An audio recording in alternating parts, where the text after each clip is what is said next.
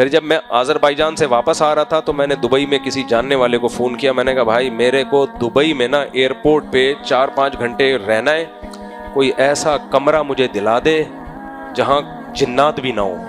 تو اس نے, اللہ اس کو جزائے خیر دے, اس نے میرے لیے کمرے کا انتظام کیا.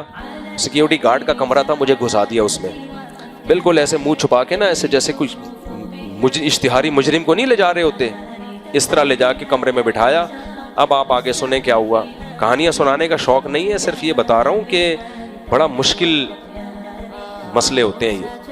تو اتنے میں وہ جو سیکیورٹی گارڈ کی کوئی خاتون تھی, اس نے کہا کہ نوک کیا گیٹ. میں نے کہا جی. کہتے ہیں کوئی آپ کے جاننے والے آپ سے ملنے کے لیے آئے ہیں. میں نے کہا جاننے والا کون آ گیا بھائی؟ انہوں نے آپ کو آتے ہوئے دیکھا. میں نے کہا بھیجیں. وہ بندہ آیا, بیٹھ گیا اور سنائے کیا ہو رہا ہے, ہاں ایسے جیسے پرانے بچھڑے ہوئے یار نہیں ہوتے.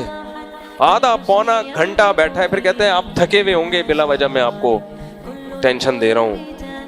میں نے کہا میں یہ صبر سے کام ہی لیتا ہوں, میں نہیں کبھی طنز نہیں کرتا. نہیں تم نے میرا ٹائم ضائع کیا.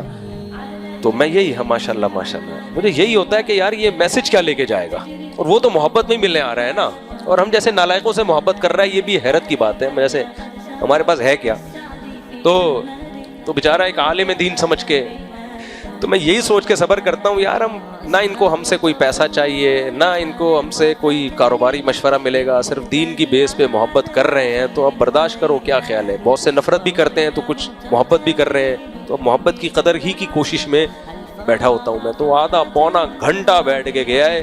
پھر وہ گارڈ میرے لیے کھانا, وہ جو سیکیورٹی گارڈ تھے, میں کھانا منگوایا, بھوک لگ رہی تھی, کھانے میں بھی وہ بیٹھنے لگے تھے. تو میں نے پوچھا ہی نہیں, تو کیونکہ میں نے اس لیے نہیں پوچھا, میں نے کہا میں بول دوں گا نا کھانا تو کہیں گے ہاں, تو یہ گھنٹہ بیٹھ جائے گا یہاں پہ.